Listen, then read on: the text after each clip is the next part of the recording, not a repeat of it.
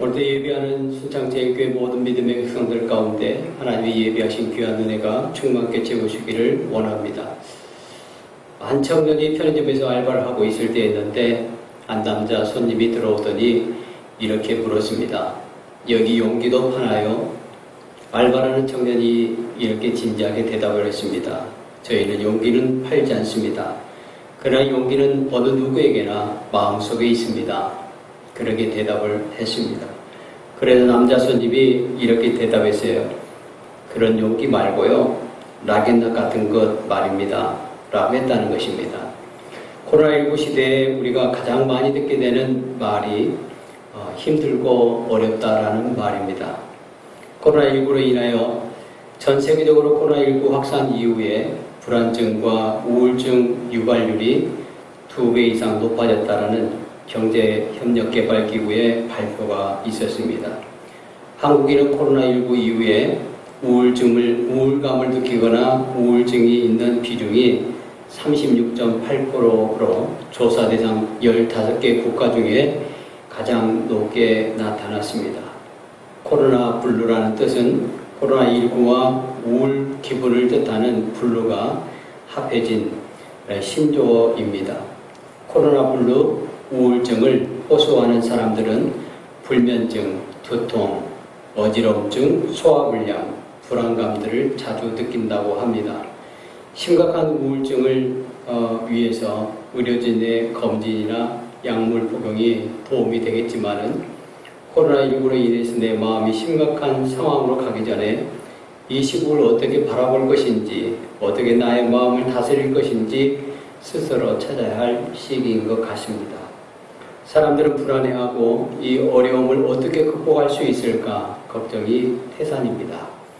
그러나 심리학의 3대 거장 중에 하나인 알프레드 아들러는 인생에 지지 않을 용기라는 책에서 이렇게 말합니다. 불안하기에 나는 용기를 낸다 하는 것입니다. 불안할수록 어려울수록 우리에게 필요한 것은 용기가 아닐까 싶습니다. 오늘 본문의 말씀은 그 어느 때보다도 그런 용기와 담대함이 필요한 사도 바울의 모습이 소개되어 있습니다. 천부장의 부당한 고문이라는 그 위기로부터 이 사내들인 공회 앞에 섰는데 분위기가 심상치 않습니다. 본문 2절 말씀에 보면 대제사장 아나니아가 바울 곁에 서 있는 사람들에게 그 입을 치라 명하니라고 말씀합니다. 이게 뭐 그렇게 어려운 상황인가라고 생각할 수도 있겠지만 전혀 그렇지 않습니다. 대제사장 아나니아가 바울의 입을 치라고 한 것은 그냥 가벼운 타격을 말하는 것이 아니기 때문에 그렇습니다. 여기서 치라라고 번역된 팁테인이라는 단어는 손뿐만이 아니라 주로 막대기나 채찍과 같은 도구를 가지고 때릴 때 사용되는 단어일 뿐만 아니라 그 입은 유대인들에게 가장 치욕스러운 부위였습니다. 게다가 역사가 요세푸스는 당시 사내들인 중심에 있는 대제사장 아나니아가 어느 누구보다도 부패하고 폭력적인 사람이었다라고 증언합니다. 바울은 여기서 스데반처럼 인생의 끝을 맞이할 수도 있는 그런 상황이었다 하는 것입니다. 그러니 사도 바울이 얼마나 두렵고 불안했을까 하는 것입니다. 사랑하는 성도 여러분, 여러분의 상황은 어떻습니까? 전망이 밝지 않는 미래에 대하여 마음속에 여전히 불안과 두려움이 남아있지는 않습니까?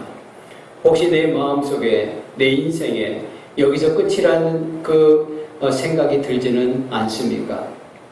그렇다면 지금 우리에게 필요한 것은 바로 담대함일 것입니다. 담대함은 두려움을 이기는 힘이기 때문에 그렇습니다. 아니, 담대함은 상황이 어려울수록 우리가 반드시 가져야 할 마음의 태도이기 때문에 그렇습니다. 저와 여러분이 이 담대함을 가지고 그리고 고난을 넉넉하게 이기게 되시기를 주님의 이름으로 축복합니다. 먼저 우리는 담대함을 어떻게 가질 수 있는가? 먼저는 양심의 거리낌이 없어야 한다라고 말씀합니다. 사도 바울은 지금 담대합니다. 당시 유대 최고 사법기관인 사내들이 신문을 받기 위해서 서 있는 피고인의 자리가 무슨 대단한 연설장이라도 되는 것처럼 또다시 자신이 만난 예수님에 대하여서 변증하기 시작합니다. 아니 어떻게 그럴 수 있을 것인가 생각해 보면 도대체 그 담대함이 어디서 나온 것인가 하는 것을 우리가 다시 한번 생각해 봅니다. 오늘 1절 말씀의 사도 바울은 이렇게 대답합니다. 바울이 공회를 주목하여 이르되 여러분 형제들아 오늘까지 나는 범사의 양심을 따라 하나님을 섬겼노라 하거늘 그렇게 말씀합니다. 살아오면서 양심에 거리낌이 없다라는 것입니다. 바로 이것이 사도 바울이 어떤 상황에서도 담대할 수 있었던 비결이었던 것입니다. 과연 오늘 예배하는 저와 여러분은 이 시대에 그리스도인으로서 사도 바울처럼 이렇게 말할 수 있을까? 다시 한번 생각해 봅니다. 어떤 사람은 그렇게 말할 수 있을 것입니다. 그러나 양심의 뜻이 무엇인지를 알면 우리는 감히 그렇게 말할 수 없을 것입니다. 양심은 스스로 보기에 난 깨끗하다 하는 그런 뜻이 아닙니다. 양심이라는 단어는 함께와 보다라는 단어의 합성어로 함께 보다, 함께 알다라는 뜻이 담겨져 있습니다.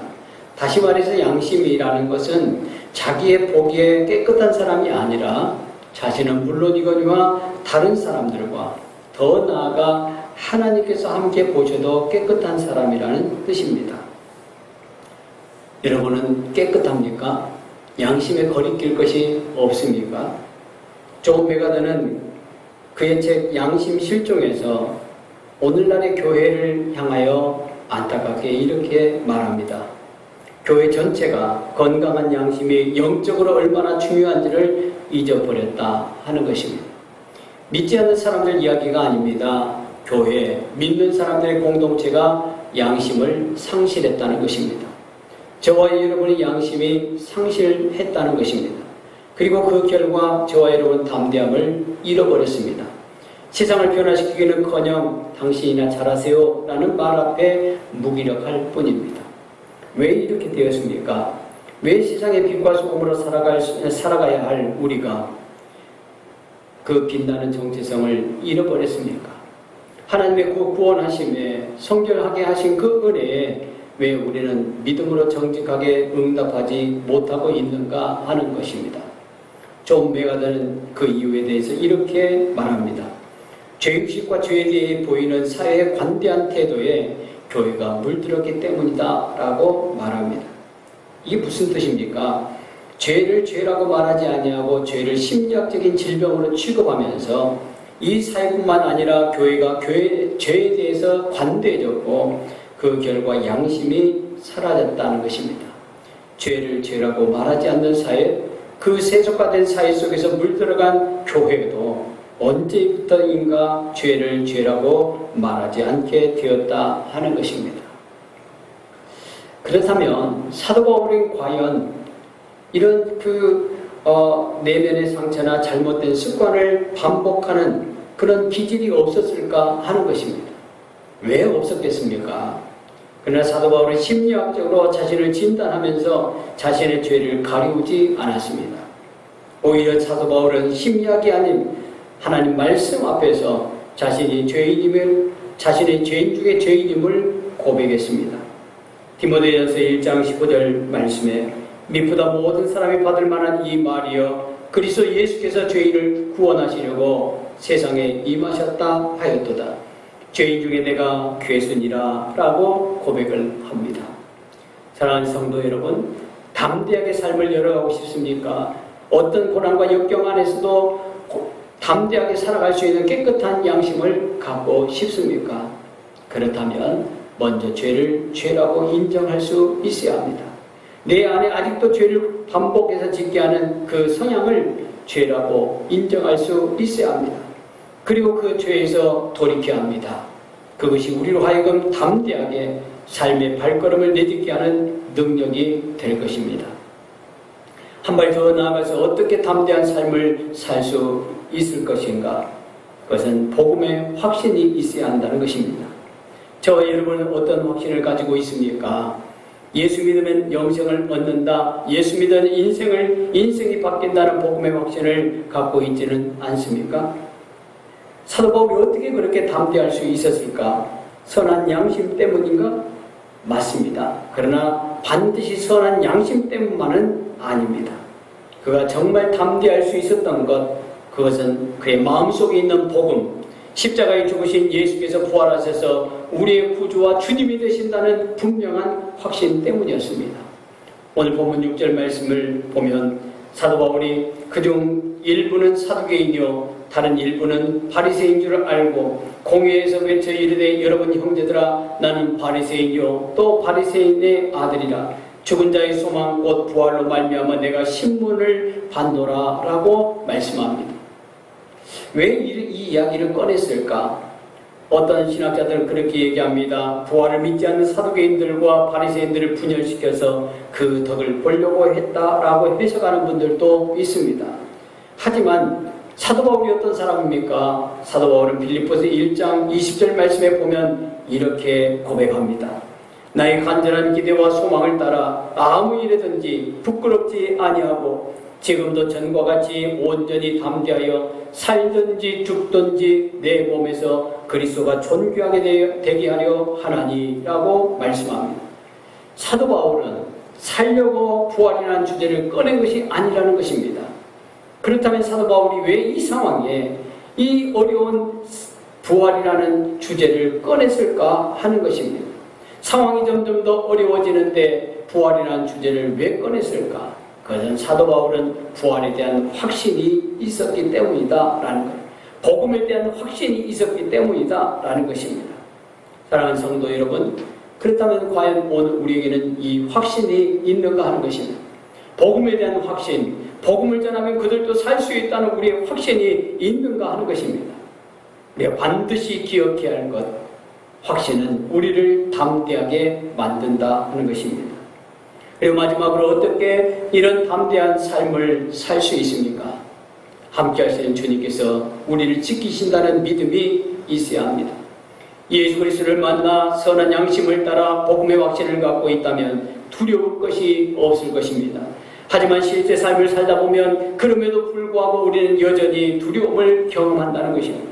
사실 사도 바울도 그랬습니다. 담대한 척했지만 여전히 밀려오는 두려움을 어떻게 할 수가 없었습니다. 그것을 어떻게 할 수 있습니까? 오늘 보면 11절 말씀에 보면 이렇게 말씀합니다. 그날 밤에 주께서 바울 곁에 서서 이르시되 담대하라. 네가 예루살렘에서 나의 일을 증언한 것 같이 로마에서도 증언하여야 하리라 하시니라 말씀합니다. 왜 예수님께서 환상 중에 나타나셔서 사도 바울에게 담대하라고 말씀하셨을까? 담대하게 복음을 전했지만 사도 바울은 다시 두려움이 밀려왔던 것입니다.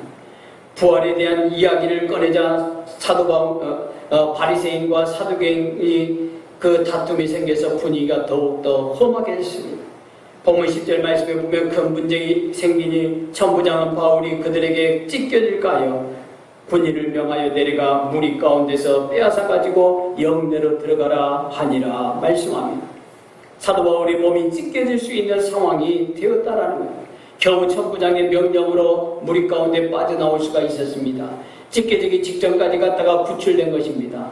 얼마나 두렵고 무서웠을까 생각해 봅니다. 여기서 우리가 무엇을 할 수 있습니까? 아무리 담대한 사람이라 할지라도 험난한 상황이 지속되면 다시 더 큰 두려움에 빠질 수 있다는 것입니다. 사랑하는 성도 여러분 그런 적 없습니까? 담대하게 살려고 다짐하고 또 다짐했는데 다시 더 큰 두려움에 휩싸여 계시지는 않습니까? 아무리 두려움을 내어 쫓으려고 해도 노력해도 더 큰 고난과 위기 앞에서 다시 두려움에 사로잡히지는 않습니까? 그렇다면 그럴 때 우리가 어떻게 두려움을 극복하고 담대한 삶을 살아갈 수 있을까 하는 것입니다. 그것은 함께 하신 주님을 신뢰하는 것입니다. 나와 함께 하시는 주님이 반드시 우리를 지키시고 보호하시며 주신 사명을 이룰 수 있도록 하신다는 것을 확신해야 합니다. 사도 바울처럼 선한 양심을 따라 복음의 확신을 가지고 담대하게 희망찬 내일을 열어갈 수 있는 우리 순창제일교회 모든 믿음의 백성들이 되기를 주님의 이름으로 축복합니다. 사랑하는 성도 여러분, 우리가 교회에 그냥 다닐 수 있습니다. 그러나 하나님 체험 없이 교회 다니는 것은 너무나 힘듭니다. 그런 종교 생활이기 때문에 그렇습니다. 우리는 하나님을 만나고 주님의 음성을 들어야 합니다. 오늘 우리는 우리 곁에 서서 두려워하지 말아라, 내가 있다나 라고 말씀하시는 이 말씀을 듣기를 원합니다.